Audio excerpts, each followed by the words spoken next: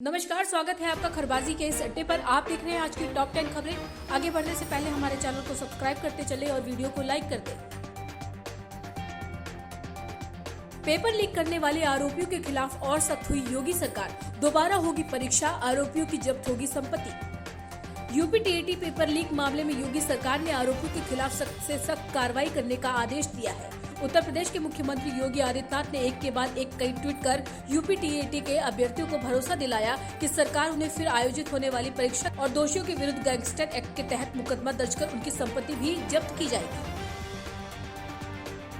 विपक्ष पर निशाना साध सीएम बोले, माफियाओं को सहारा देने वाले महाभस्मासुर, इनसे सतर्क रहें। उत्तर प्रदेश के मुख्यमंत्री योगी आदित्यनाथ ने रविवार को विपक्षी दलों पर अपराधियों के संरक्षण देने के आरोप लगाते हुए कहा कि जितने भी माफिया हैं सब भस्मासुर हैं और इन भस्मासुरों को सहारा देने वाले महाभस्मासुर हैं, इनसे सावधान रहने की जरूरत है। देवरिया जिले के भाटपर रानी में एक जनसभा को संबोधित करते हुए सीएम योगी ने कहा, ये जितने माफिया हैं वो सब भस्मासुर हैं। इन भस्मासुरों को जो पालेगा वो अपने विनाश का ही रास्ता तैयार करेगा।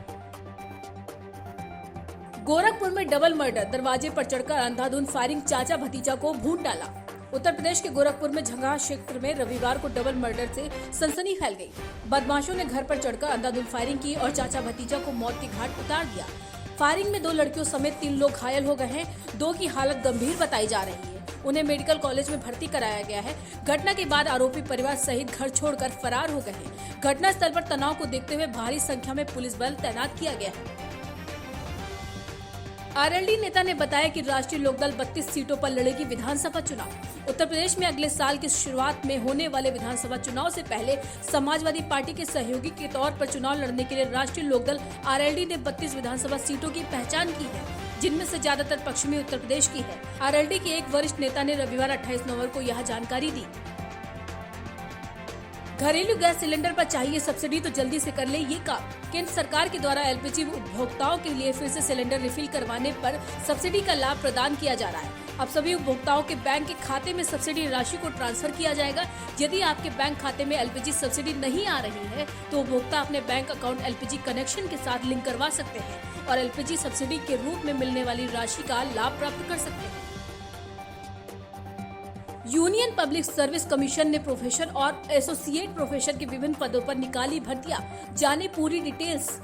यूपीएससी ने प्रोफेसर और एसोसिएट प्रोफेसर के विभिन्न पदों पर भर्तियां निकाली हैं। सभी इच्छुक बुधवार 16 दिसंबर 2021 तक ऑनलाइन आवेदन कर सकते हैं। इस प्रक्रिया के माध्यम से प्रोफेसर कंट्रोल सिस्टम के 1 पद, एसोसिएट प्रोफेसर कंप्यूटर साइंस के 1 पद, एसोसिएट प्रोफेसर इलेक्ट्रिकल इंजीनियरिंग के 1 पद, associate professor electronics and communication engineer के 1 पद, एसोसिएट प्रोफेसर मैकेनिकल इंजीनियर के 2 पद, associate professor metallurgy production engineering के 1 पद और ट्विटर के 14 रिक्त पदों पर भर्ती की जाएगी। समाजवादी पार्टी के साथ गठबंधन कर सकते हैं चंद्रशेखर रावण। चंद्रशेखर का कहना है कि लखनऊ में उनकी पार्टी की कोर कमेटी की बैठक चल रही है। कमेटी जो तय करेगी वही हमारा फैसला होगा।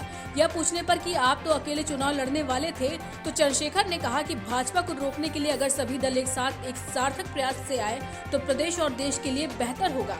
वहीं चंद्रशेखर ने कहा कि राजनीति महज चुनाव जीतना नहीं बल्कि आबादी के मुताबिक हिस्सेदारी सुनिश्चित कराना है। कोरोना के नए स्ट्रेन का खौफ, कर्नाटक में लगा दिया 2 महीने का लॉकडाउन, जारी की गई नई गाइडलाइन। कोरोना के नए स्ट्रेन का खौफ साफ तौर पर दिखने लगा है। कर्नाटक सरकार ने सभी सामाजिक सांस्कृतिक समारोह के साथ कॉन्फ्रेंस, सेमिनार और एकेडमिक इवेंट्स पर अगले 2 माह के लिए रोक लगा दी है। मैसूर, धारवाड़ और बेंगलुरु कोरोना के मामले सामने आने के बाद नई गाइडलाइन जारी की गई है। बसवराज बोम्मई की सरकार ओमिक्रॉन के कहर को देखते हुए सभी जरूरी कदम उठा रही है जिससे संक्रमण न फैले। ओमिक्रॉन के बड़े पैमाने पर फैलने की आशंका के बीच कर्नाटक में दक्षिण अफ्रीका के 2 नागरिक कोरोना संक्रमित पाए गए हैं। बाबा रामदेव बोले, योगी अखिलेश का सीधा मुकाबला कांग्रेस पर, कहा मेहनत का फल मीठा होता है। बाबा रामदेव का मानना है कि मुकाबला अखिलेश और बीजेपी के बीच है। मायावती तीसरे नंबर पर रहेंगी। उनका मानना है कि यूपी चुनाव में बहन मायावती इस बार कमजोर स्थिति में है। दलित वोटों को मोदी जी ने काफी हद तक अपनी तरफ कर लिया है।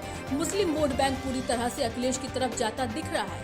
ओवैसी कुछ मुसलमान वोटों के आधार पर अपना राजनीतिक वजूद खड़ा करना चाहते हैं। संसद सत्र से पहले सर्वदलीय बैठक में नहीं पहुंचे पीएम मोदी। विपक्ष बोला दूसरे तरीके से वापस ले आएंगे कृषि कानून। संसद सत्र से पहले सर्वदलीय बैठक में पीएम मोदी नहीं पहुंचे। सरकार की ओर से राजनाथ सिंह ने सदन की कार्यवाही सुचारू रूप से चलाने के लिए विपक्ष का सहयोग मांगा।